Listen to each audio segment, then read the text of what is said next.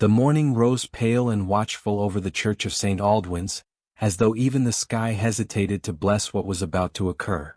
A thin veil of mist clung to the cobblestones, muffling footsteps and whispers alike, and lending the assembled nobility the appearance of figures cut from marble rather than flesh. Bells tolled with ceremonial precision, their sound echoing across the square and into the rigid hearts of those who had come to witness a marriage of advantage, not affection. In the year of our Lord 1814, England excelled at such performances, and none understood the theatre of power better than the Count of Ravensmere. He arrived with measured grandeur, a man sculpted by wealth and certainty. His coat was cut to perfection, his expression composed into a mask of benevolence, yet his eyes betrayed a colder arithmetic.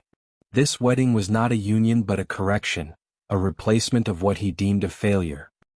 His former wife, once Countess of Ravensmere, had not fulfilled her purpose quickly enough, nor quietly enough. She had been removed from his life with legal efficiency, her name erased from his household as though it had never been spoken there. Today he intended to seal that erasure beneath organ music and vows spoken to a younger woman chosen for her fertility and obedience. What the Count had not accounted for was memory, nor the way it sometimes took shape and walked uninvited into public view. When the former Countess appeared at the edge of the square, conversation faltered as if cut by a blade. She wore a simple gown of pale blue, modest in its lines, yet impossible to ignore, for it clung to her in a manner that betrayed the secret she had guarded with such care. She stood straight, shoulders squared, her face composed with a dignity learned through long endurance. The daughter of a declining baronetcy, she had been raised to survive on grace when fortune failed, and fortune had failed her spectacularly. Her presence was an affront, not merely to the Count, but to the carefully maintained illusion of order. Eyes followed her as she advanced, some curious, some condemning, others flickering with a pity they would never voice aloud. She had not come to plead. She had come because silence had cost her everything once already, and she would not pay that price again. Beneath her steady breath lay a deeper rhythm, the life she carried, unseen yet undeniable, the heir her husband had demanded and then abandoned her for failing to produce. The Count turned as she approached, irritation flashing before it could be smoothed away. For a heartbeat, the past reasserted itself between them, heavy with nights of distance and days of expectation. He spoke her name sharply as though it were a transgression. She answered him with calm, and in that calm lay accusation enough. Words were exchanged, restrained yet edged, each sentence tightening the invisible cord drawn between their histories. The onlookers leaned closer, sensing the shift from ceremony to spectacle. It was then that restraint shattered. With a gesture born of entitlement and fury, the Count seized the fabric of her gown and tore it, not fully but enough. Enough to reveal the curve she could no longer hide, enough to ignite a collective gasp that rippled through the crowd like fire through dry brush. In that instant, the truth stood exposed before stone walls and titled witnesses, and the Count's triumph curdled into something dangerous. He had meant to humiliate her, to assert dominance one final time, but he had misjudged the effect of revelation. She did not scream. She did not collapse. Instead, she placed one hand over her abdomen, not in shame but in protection, and lifted her gaze to meet the eyes that had once commanded her silence. Her expression held no plea, only resolve, and something akin to sorrow, not for herself, but for the man who believed power absolved cruelty.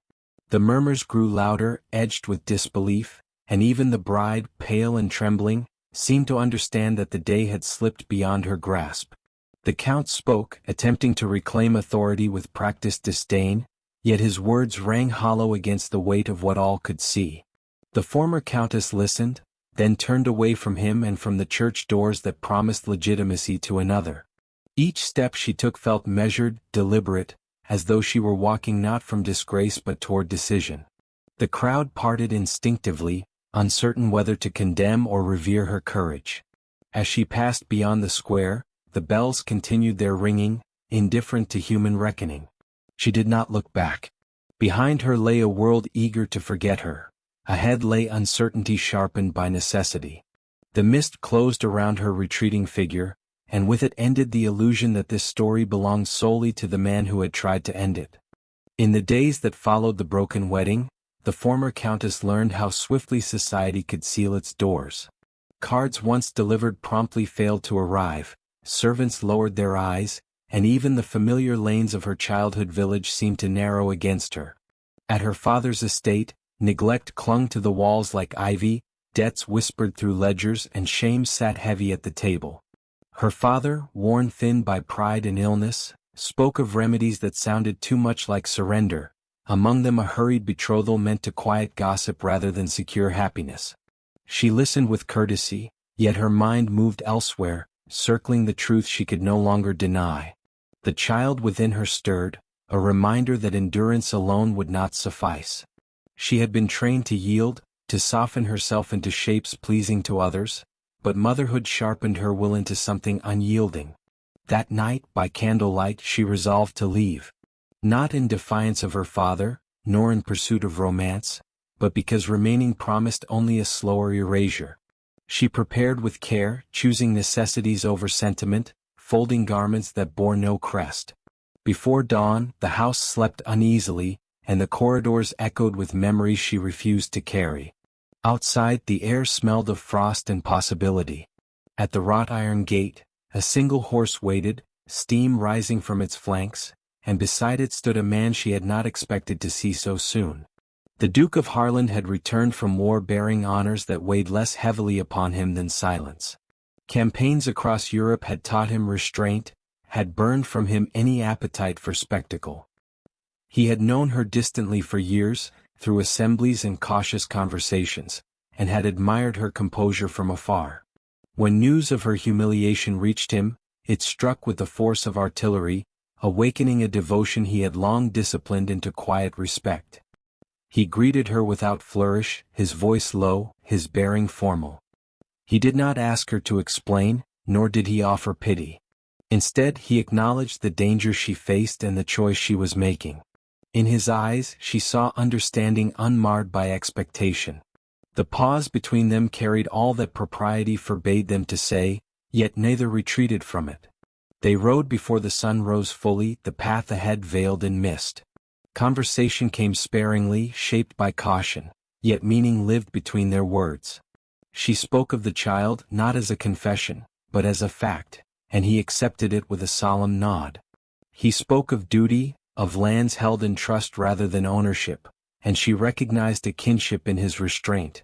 Both had been shaped by obligation, though only one had been broken by it. As the miles unfolded, so did her resolve.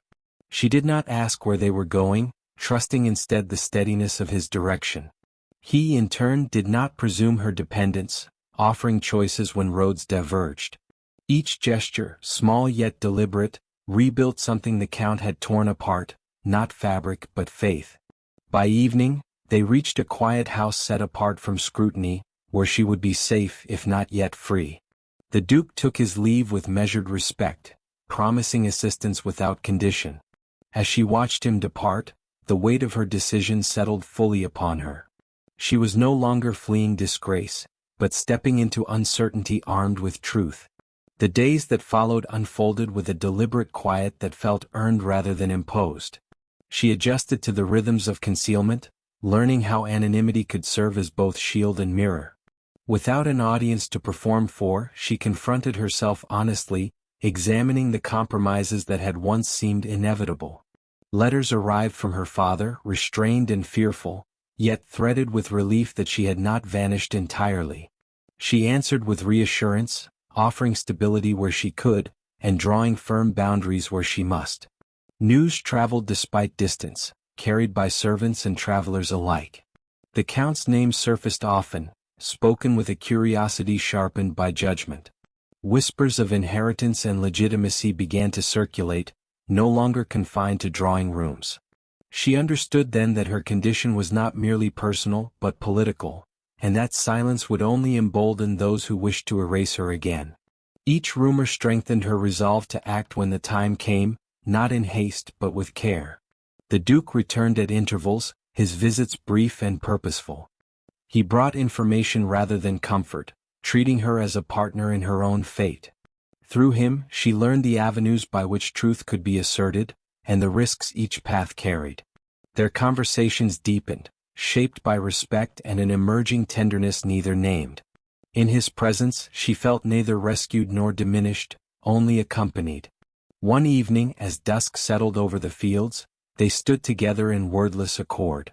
She thanked him not for protection but for trust. He inclined his head, acknowledging the courage that matched his own. When he left, she felt no fear in the silence he left behind. Instead, anticipation stirred, not of scandal renewed but of reckoning prepared. Whatever came next would be faced openly and on her terms. As night deepened, she sat alone and wrote, setting down names, dates, and truths with unwavering hand. Each line steadied her breathing and clarified her purpose. This was no retreat disguised as exile, but a pause before declaration. The world that had cast her aside would soon be compelled to listen, and when it did, she would stand neither ashamed nor alone. The path ahead remained uncertain, yet it was hers, and for the first time, that knowledge felt like freedom earned. Tomorrow would demand courage, patience, truth, resolve. The reckoning arrived not with raised voices but with the slow, inexorable turning of attention, as if society itself had leaned forward to listen. When the former countess re-entered public view, she did so without ornament or apology, carrying herself with a composure that denied anyone the pleasure of pity. The truth she bore no longer hid beneath fabric or rumor. It was documented, attested, and patiently prepared. In rooms where power had once dismissed her, her presence now commanded silence, not through force but through certainty. The Count met this return with the same arrogance that had once served him so well. He dismissed her claim as theater, her resolve as manipulation, and her pregnancy as inconvenience elevated to spectacle. Yet each denial only tightened the net around him, for facts possess a persistence pride cannot dissolve. Timelines aligned, witnesses corroborated, and the careful arithmetic of inheritance refused to bend to intimidation. The world that had shielded him grew restless, for it sensed the danger of appearing complicit in cruelty too openly revealed. Throughout these proceedings she spoke sparingly, choosing precision over volume. Motherhood had altered her understanding of strength, teaching her that endurance could coexist with action. When questioned, she answered plainly, never embellishing her suffering, never reducing it. Her restraint unsettled those accustomed to hysteria from women in distress. She offered none. Instead, she presented herself as she had always been, capable, observant, and resolved to stand within the truth rather than plead around it. The Duke of Harland remained close, though never intrusive. His role was not that of savior nor advocate, but witness, lending gravity through presence alone. Those who observed them together sensed a balance rarely seen, one that challenged assumptions without provoking spectacle. He trusted her to lead, and in doing so, revealed his own quiet defiance of convention. Their shared restraint became a language understood by those attentive enough to hear it. As the inquiry deepened, cracks appeared in the Count's new household. His young bride, drawn into a narrative she had not authored, discovered the fragility of status built upon another's erasure. Her unease spread through the household like a draught through ill-fitted doors. Servants whispered, allies hesitated, and invitations ceased. The Count, once assured of consequence-free authority, found himself isolated by the very structures he had relied upon. When the determination was finally delivered, it was devoid of drama, yet rich in consequence. The child was acknowledged, provision secured, and the Count's claim to moral ascendancy quietly dismantled. No public apology followed, nor was one expected. The law had spoken with measured clarity, affirming what she had always known. The absence of triumph in her demeanor unsettled observers more than outrage ever could have. She accepted the outcome as one accepts weather, recognizing its necessity without mistaking it for justice complete. With her future stabilized, she withdrew from the spectacle with intention. She chose a life shaped by discernment, settling where scrutiny softened and days unfolded without performance. There, she embraced motherhood not as redemption but as purpose, discovering in its demands a steadiness she had never been permitted before. Each small routine affirmed her agency more surely than any public acknowledgement. The Duke visited when invited, his regard unaltered by outcome. Time deepened their understanding, allowing affection to grow unforced, rooted in shared values rather than rescue. When love emerged, it did so quietly, recognized by both as a choice rather than escape.